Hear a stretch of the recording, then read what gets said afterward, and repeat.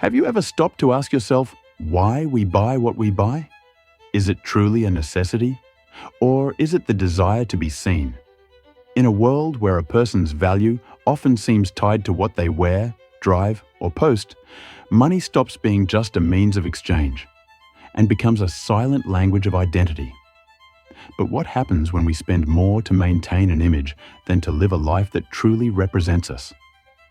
Maybe the real question isn't how much you spend, but why you spend. We live in a society where consumption is not just an economic practice, but a symbolic ritual. Every purchasing choice carries a message about who we are, who we want to be, or how we wish to be perceived. In this context, money takes on a role that goes beyond utility. It becomes a mirror of identity. We buy clothes, cars, experiences, and even lifestyles not only to meet needs, but to build and sustain a narrative about ourselves. This narrative, however, is often shaped by external pressures. Social media, cultural standards, and sophisticated marketing create an ideal of success, beauty, and fulfillment that rarely comes from within.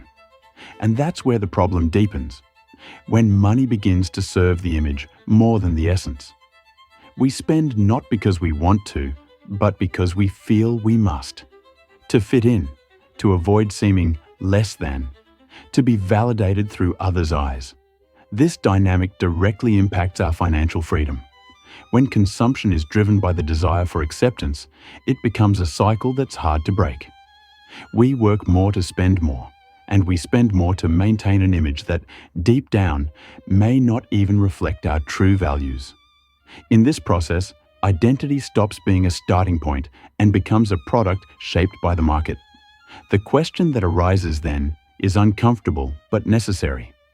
Are we using money to live our truth, or to sustain a role others expect of us? The line between conscious consumption and identity-based consumption is thin, and crossing it without noticing can lead us to a life funded by anxiety, not by freedom. Since ancient times, philosophers have reflected on the human desire for belonging and distinction. Aristotle spoke of eudaimonia, the full and flourishing life, as something that arises from virtue and self-knowledge, not from possessions. But in modern times, money has come to occupy a central place in the collective imagination, as if it held the power to fill existential voids. Spending ceased to be merely a practical act and became a symbolic tool. We use money to express ourselves, to affirm our identity, and even to try to fill voids that are, in truth, emotional or spiritual. When we buy something to feel like somebody, what are we really saying about ourselves? In many cases, consumption becomes a form of compensation, a quick fix for insecurity, loneliness, or doubt about our own worth. And that's dangerous because it shifts the center of our identity outside of ourselves. In this context, freedom lies not in owning, but in not relying on consumption as a form of validation. The problem isn't spending. It's when spending becomes the primary way of being. Nietzsche warned us about the danger of living by imposed values without questioning them. When we blindly follow the script of consumerism, we often fail to realize that we are handing over our autonomy to the gaze of others. And that imprisons us. Because the more we depend on external approval, the more vulnerable we become. Financial freedom in this sense is above all an inner freedom, the ability to decide with awareness, not with emotional lack. That's why reflecting on money is also reflecting on who we are and what we truly value. Money doesn't define us, but it reveals much about our desires, our fears, and our inner search.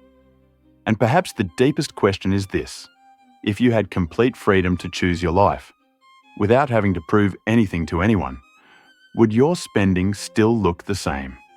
That is the essence of purposeful financial education. Not just knowing how to handle numbers, but understanding what lies behind each choice. Imagine someone who, at the end of each month, finds themselves always maxing out their credit card, despite earning a good salary. They're not living an obviously luxurious lifestyle, but they always have the latest phone, designer clothes, and dinners at trendy spots. When asked, they say they like these things, that they deserve it after working so hard. But if we look a little closer, perhaps what they're really seeking isn't just comfort or pleasure, but recognition.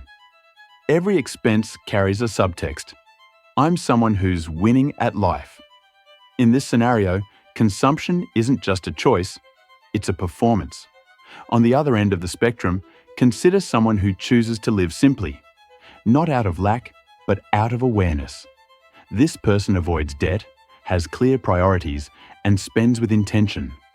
Often, they're seen as cheap by those around them, simply because they don't follow the expected patterns of status. But this person may actually be closer to true freedom. They have nothing to prove. Their money isn't armor for the ego, but a tool to live in alignment with their values. And the interesting thing is that this freedom, this detachment from external pressure, doesn't come from higher income, but from deeper awareness. There are people with high salaries who are trapped by lifestyles they never consciously chose, only followed. And there are people with modest incomes who find balance and peace precisely because they're free from the need to appear. In such cases, money reveals how aligned, or misaligned, we are with what truly matters. Everyday life offers us these mirrors constantly. When we buy a car we can't afford just to impress. When we wear brands that don't represent us just to feel accepted. When we accumulate things instead of investing in experiences that change us. We're trading freedom for appearance. Conscious consumption, on the other hand, begins when we see every financial decision as a reflection of who we are. And, more importantly, who we want to become. In the end, the way we deal with money says a lot about what we believe is necessary to live with dignity, respect, and a sense of belonging. The problem is that we often confuse freedom with display and authenticity with appearance. When consumption becomes an extension of a wounded ego, we lose the chance to build a healthier relationship with what we have. And more importantly, with who we are. Money, which could be a bridge to our most genuine dreams, turns into a trap disguised as success. The real shift happens when we understand that spending consciously isn't about giving up pleasure, but about clearly choosing where our sense of fulfillment truly lives. Financial freedom isn't about having everything. It's about being a prisoner of nothing. Not of debt, not of social expectations, not of an ideal that doesn't belong to us. True identity can't be bought. It's discovered.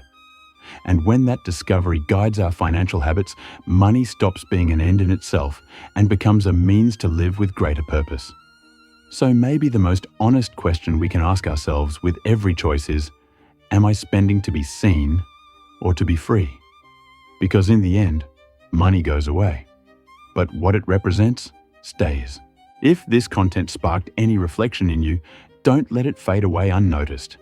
Question your habits, observe your desires, and above all, choose with intention what truly deserves your money and your energy. If you're looking to understand the deeper side of finance and transform your relationship with consumption into a path toward freedom, subscribe to the channel. Here, financial education is more than numbers. It's a journey of self-discovery.